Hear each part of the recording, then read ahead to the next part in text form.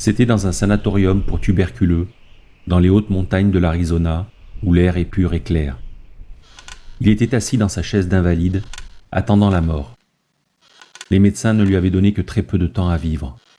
Derrière lui, des années de travail intensif en tant qu'économiste dans une université et déjà une reconnaissance académique exceptionnelle. Cet homme, marqué par la perspective de mourir, regarda sa jeune femme, son enfant jouant devant lui dans le sable. Et il prit sa décision. Je préfère travailler jusqu'à la mort que de l'attendre les bras croisés. Il a quitté les montagnes et est retourné à son travail. Il a entrepris de se battre contre sa maladie et s'est jeté à corps perdu dans ses activités en se montrant le plus créatif possible. Semaine après semaine, mois après mois, année après année, cette course endiablée a continué. Livre après livre, il a apporté des contributions fondamentales à la science économique, réalisé des expériences dans le domaine de la santé et de l'hygiène pour prolonger la vie, a été conseiller de plusieurs présidents des États-Unis et l'un des fondateurs de la Société de la paix, à partir de laquelle se développa plus tard la Société des Nations. Aujourd'hui, il a 80 ans. Il est toujours inlassablement actif et l'un des hommes les plus heureux que j'ai jamais rencontrés. Il s'appelle Irving Fisher, professeur à l'université de Yale.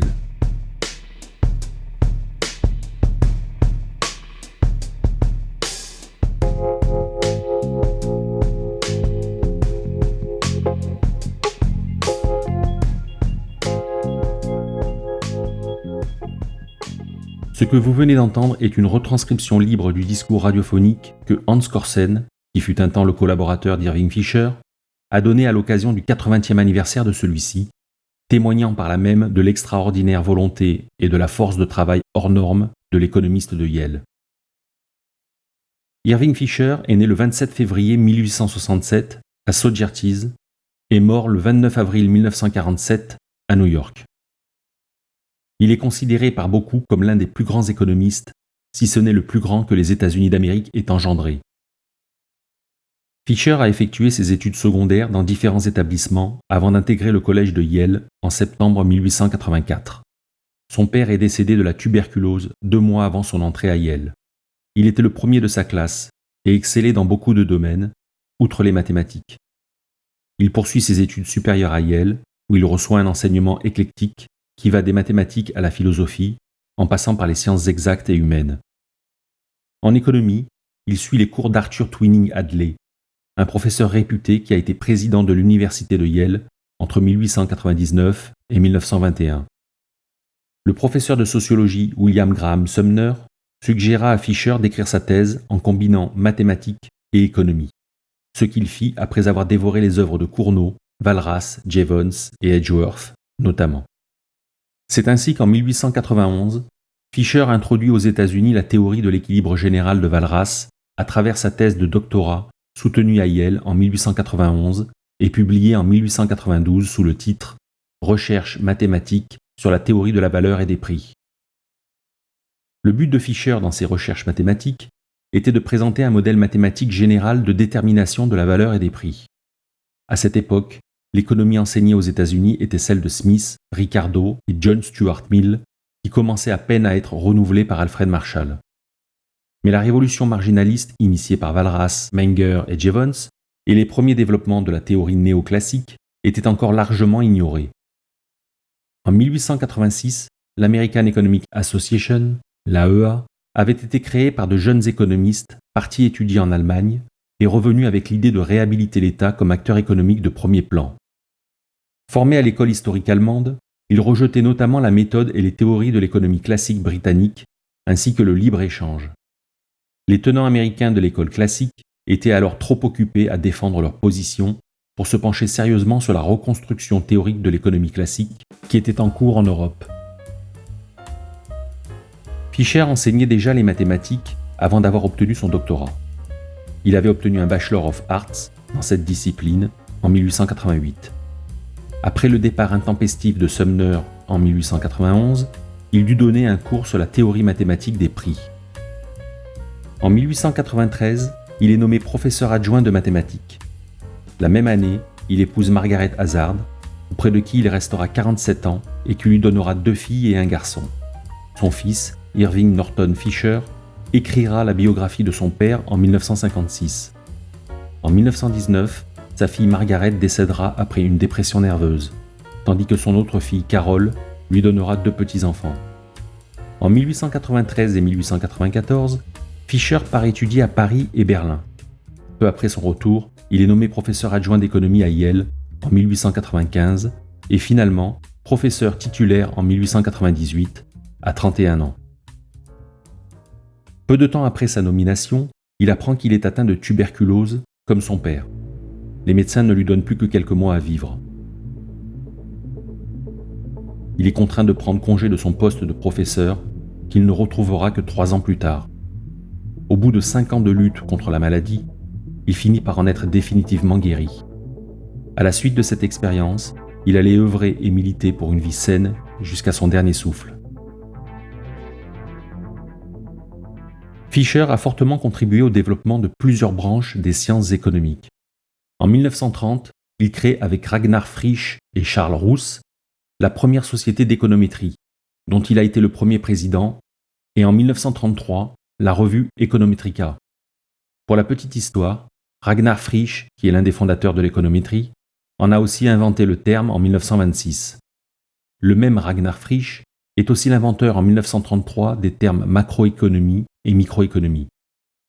Irving Fisher pourrait presque être désigné comme étant le premier économètre. Au début du siècle, il avait déjà proposé de fonder une telle société, mais en avance sur son temps, il n'avait pas alors reçu d'écho favorable. Fisher a fourni des théories sur la monnaie, le capital et l'intérêt, qui sont à l'origine de la théorie néoclassique moderne.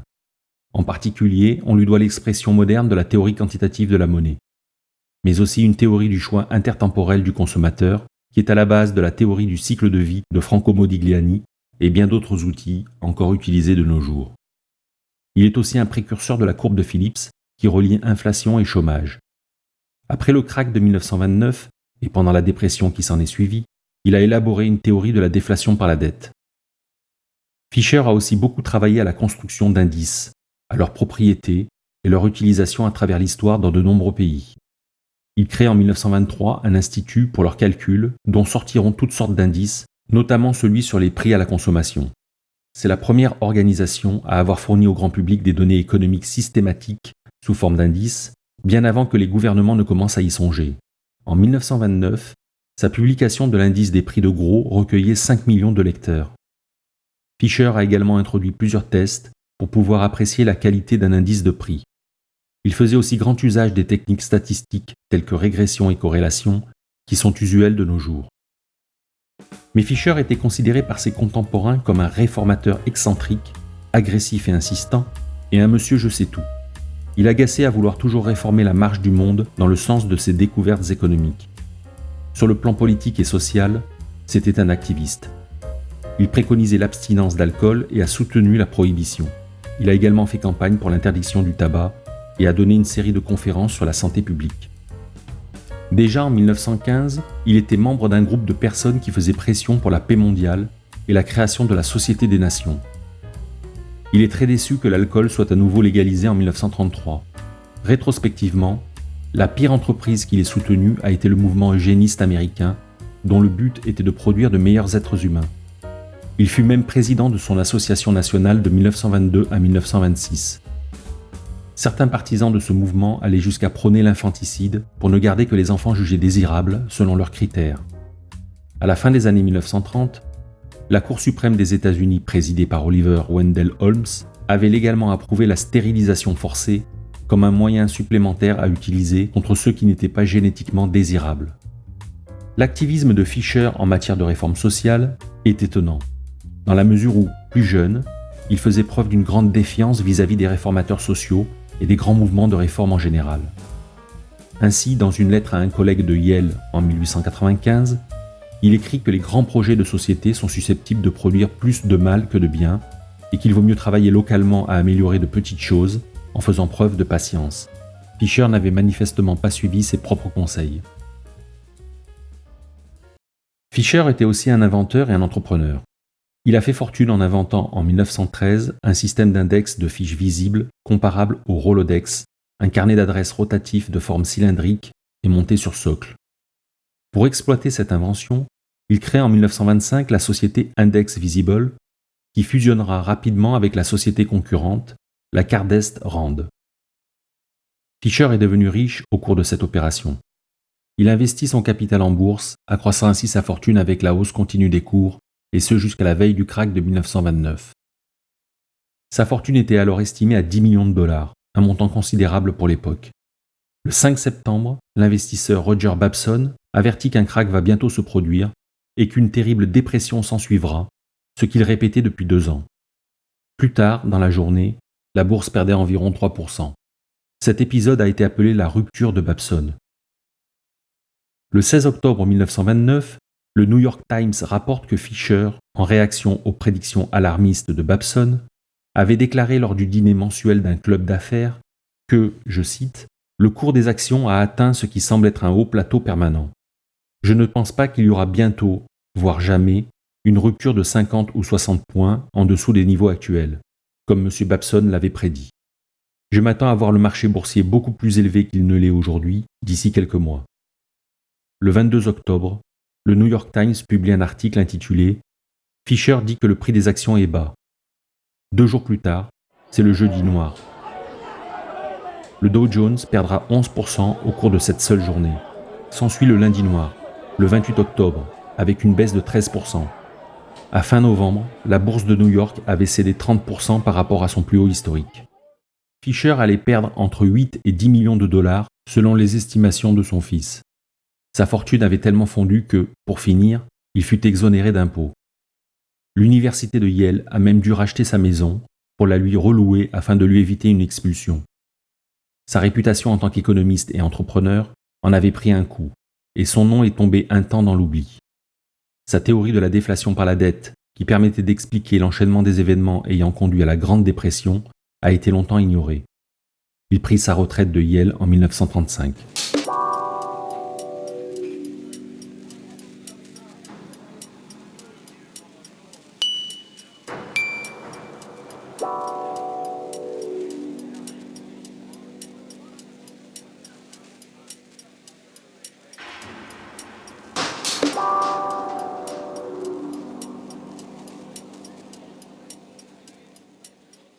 Ses travaux ont été redécouverts à la fin des années 50 et son nom a connu un retour en grâce progressif parmi les économistes en raison de ses multiples contributions à la science économique.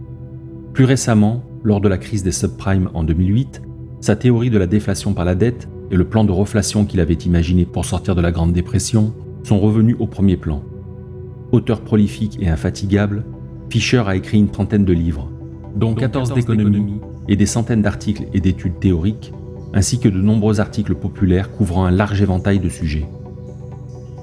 Sa première contribution à la science économique fut un coup de maître, si l'on peut dire, puisqu'elle lui donna d'emblée une aura internationale. Il s'agit de sa thèse de doctorat sur la détermination de l'équilibre général walrasien, que Paul Samuelson devait qualifier en 1967 de plus grande thèse jamais produite en économie. À l'aide d'un système hydraulique avec des citernes, des soupapes, des leviers et autres outils mécaniques, Fisher explique par analogie comment se forme l'équilibre sur les marchés par le mouvement des prix et des quantités à la suite d'un choc sur l'offre ou la demande. Il découvrit un peu plus tard que l'analyse de l'équilibre général, le système d'équations décrivant la détermination simultanée de tous les prix et quantités, avait déjà été inventé par Walras et Edgeworth. Toutefois, Fisher est un des pionniers dans l'utilisation des courbes d'indifférence avec Edgeworth et de l'utilité ordinale avec Pareto, concepts fondamentaux sur lesquels repose la théorie du consommateur.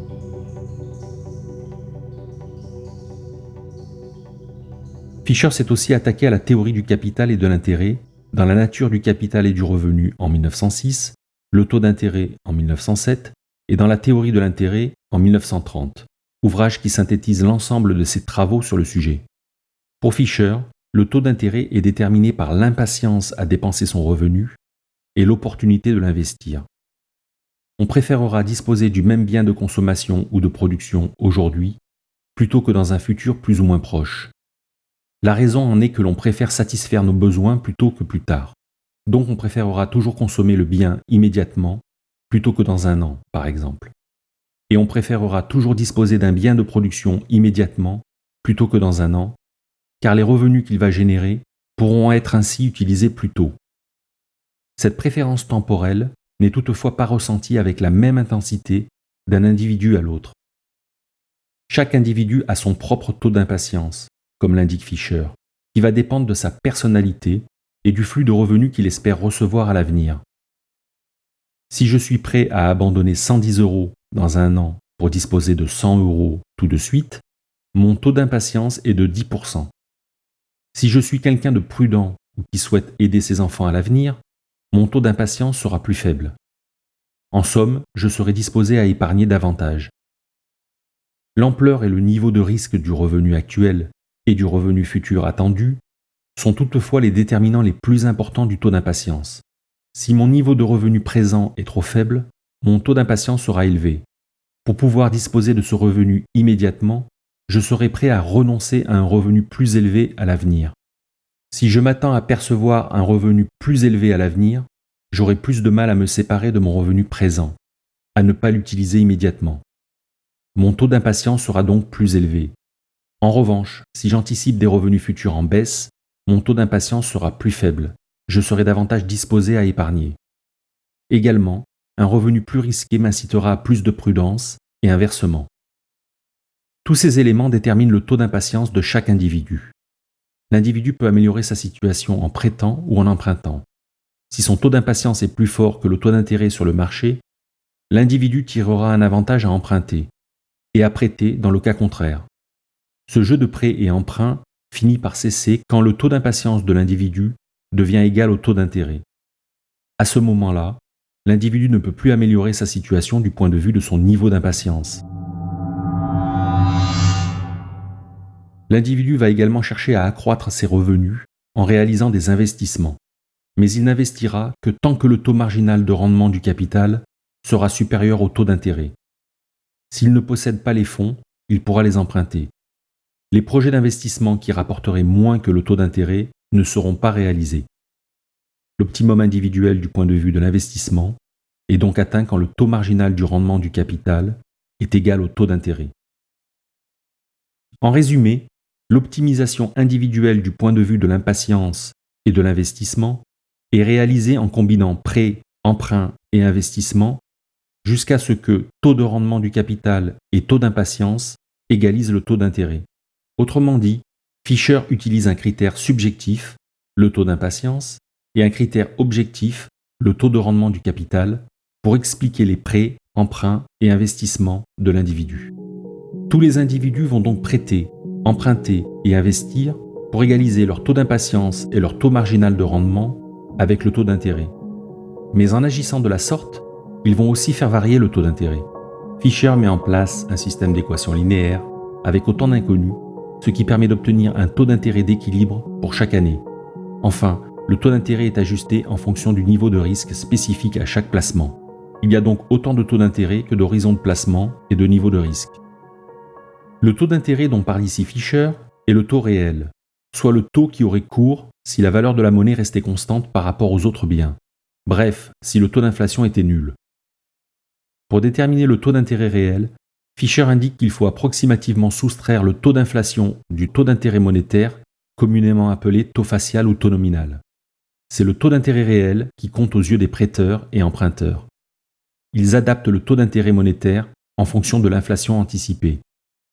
Toute augmentation du taux d'inflation anticipée doit entraîner la même augmentation du taux d'intérêt nominal, de façon que le taux d'intérêt réel reste inchangé. C'est l'effet Fisher. Mais l'ajustement ne se fait qu'avec un temps de retard du fait de l'illusion monétaire. Si l'inflation augmente, le taux nominal ne bouge pas immédiatement, si bien que le taux réel diminue dans un premier temps. Reste à savoir si les agents sont victimes d'illusions monétaires et pour combien de temps. L'effet Fisher, s'il est vérifié, est important sur le plan de la politique monétaire, parce qu'il signifie que les mouvements de la masse monétaire n'ont pas d'effet réel à long terme, c'est-à-dire qu'ils ne modifient en rien les dépenses réelles de consommation et d'investissement en raison de la rigidité du taux d'intérêt réel et de la théorie quantitative de la monnaie. Cette théorie stipule qu'une augmentation de la masse monétaire se répercute seulement sur le niveau des prix et n'a donc aucun effet sur le niveau de la production. Même si cette idée remonte au XVe et XVIe siècle avec Martin d'Azpilicueta et Jean Bodin, qui avaient remarqué que l'afflux de métaux précieux coïncidait avec la hausse des prix, et que les classiques avec John Stuart Mill l'ont exprimé clairement, on doit à Fisher son expression moderne sous la forme de l'identité entre MV et PY, où M représente la masse monétaire, P le niveau général des prix et Y la production réelle. Connaissant ces trois facteurs, on peut en déduire V, la vitesse de circulation de M, qui n'est autre que le rapport entre PY et M, et représente le nombre de fois qu'une unité monétaire est utilisée en moyenne dans les échanges sur une période donnée. Cette identité entre MV et PY, qui est exacte, devient une théorie quand Fisher affirme que la vitesse de circulation est constante à court terme, car elle dépend, selon lui, de la technologie des transactions qui n'évolue que très lentement. Comme Y est supposé correspondre à une situation de plein emploi du fait de la flexibilité des prix et des salaires, un doublement de la masse monétaire M se traduit nécessairement par un doublement du niveau des prix P. C'est ainsi que Fisher formalise la théorie quantitative de la monnaie.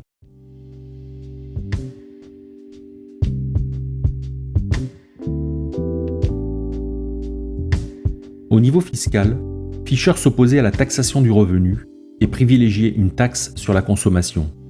Le système d'impôt sur le revenu, écrit-il, impose 2 fois les investisseurs individuels, une fois lorsqu'ils gagnent de l'argent et une autre lorsque leurs économies génèrent un revenu imposable. Ainsi, selon Fisher, un impôt sur le revenu est biaisé contre l'épargne et en faveur de la consommation, ce qui est dommageable puisque l'épargne est investie dans de nouvelles entreprises et de nouveaux biens d'équipement qui génèrent de la croissance. Fisher a également énoncé un théorème très important en finance, le théorème de séparation.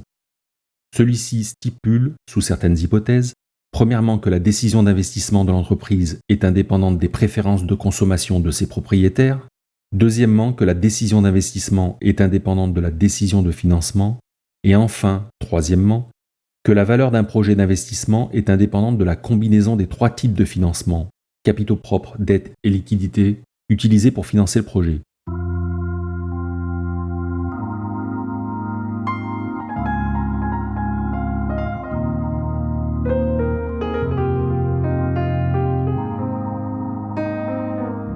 La crise de 1929 et la Grande Dépression qui s'en est suivie ont laissé Fisher ruiné et discrédité. Loin de l'abattre intellectuellement, cette situation va l'amener à réfléchir aux causes des Grandes Dépressions et à formuler une nouvelle théorie, appelée déflation par la dette, qu'il expose une première fois dans son livre Boom et dépression en 1932, puis dans un article de 1933. En résumé, selon Fisher, 2 facteurs successifs sont susceptibles de causer une Grande Dépression. Le surendettement, pour commencer, et la déflation, pour finir. L'histoire commence par un boom, c'est-à-dire une période où les agents sont enthousiastes en raison de progrès technologiques qui débouchent sur de nouveaux marchés et de nouvelles perspectives de profit. Cette phase génère un surcroît de confiance et d'endettement qui s'auto-entretient tant que le rendement des investissements est au rendez-vous pour permettre de couvrir le service de la dette. Quand ce n'est plus le cas, les anticipations se modifient. Se met alors en place un cercle vicieux déflationniste. Les débiteurs cherchent à vendre des actifs pour se désendetter, ce qui exerce une pression à la baisse sur le prix de ces actifs. Voyant la situation des débiteurs se dégrader, les prêteurs vont commencer à s'inquiéter et restreindre le volume de prêts qu'ils accordent en se montrant plus exigeants sur les critères d'octroi, comme la solvabilité de l'emprunteur, et en augmentant le coût du crédit pour faire face à la montée des risques. Le renchérissement du crédit et son accès plus limité aggravent la situation des débiteurs, qui vont chercher à vendre davantage d'actifs pour se sauver financièrement, ce qui provoque un nouveau mouvement de baisse des prix. Les débiteurs sont également obligés de baisser leurs dépenses courantes pour pouvoir régler leurs échéances d'emprunt, ce qui entraîne également une baisse de la demande de biens et services, et donc de leur prix. La quantité de monnaie baisse, ainsi que la vitesse de circulation. Fisher met en avant un paradoxe. En cherchant à se désendetter, les débiteurs augmentent la valeur réelle de leur dette. Techniquement, cela se produit quand le taux de déflation est plus fort que le taux de désendettement. Ce cercle vicieux ne peut pas s'arrêter de lui-même, nous dit Fisher. Il faut une intervention extérieure, en l'occurrence celle de l'État, pour reflatter l'économie, c'est-à-dire injecter massivement des liquidités afin de lutter contre la baisse des prix. Car, pour Fisher, en vertu de la théorie quantitative, il y a un lien de proportionnalité directe entre la masse monétaire et le niveau général des prix. Ainsi, en augmentant la masse monétaire, on augmente le niveau général des prix du même facteur, à supposer que la vitesse de circulation reste constante. Fisher était également partisan d'un taux de réserve obligatoire dans les banques égal à 100% des dépôts à vue pour éviter le surendettement et l'inflation, la déflation et les grandes dépressions qui pouvaient en découler.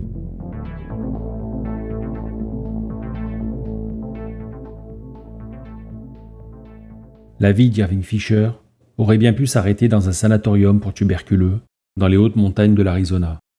Après la crise de 1929, son nom aurait bien pu tomber dans les oubliettes des économistes ayant un jour compté. Mais ses multiples contributions à la science économique l'ont fait renaître de ses cendres, tel le phénix. Joseph Schumpeter ne s'y était d'ailleurs pas trompé, en déclarant dans un article commémoratif de 1948 que le nom d'Irving Fisher resterait certainement dans l'histoire des États-Unis comme celui du plus grand économiste scientifique de ce pays.